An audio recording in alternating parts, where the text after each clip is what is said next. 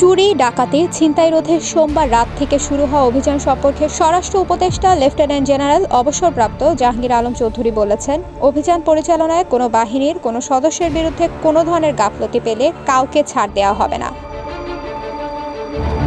জাতীয় শহীদ সেনা দিবস উপলক্ষে রাজধানীর বনানীতে সামরিক অবস্থানে পিলখানায় শহীদ সামরিক কর্মকর্তা ও সদস্যদের কবরে পুষ্পস্তবক অর্পণ শেষে তিনি একথা বলেন। দেশের সার্বিক পরিস্থিতি, সোমবার রাত থেকে শুরু হওয়া অভিযান ও এর সফলতা কতটুকু জানতে চাইলে স্বরাষ্ট্র উপদেষ্টা বলেন, সফলতা ব্যর্থতা সাংবাদিকরাই মূল্যায়ন করবেন। এই অভিযান যেভাবে সাজানো হয়েছে, যদি কোনো জায়গায় কোনো কর্মচারী বা কোনো বাহিনীর সদস্যের মধ্যে গাফলতি থাকে, তাদের আইনের আওতায় আনা হবে।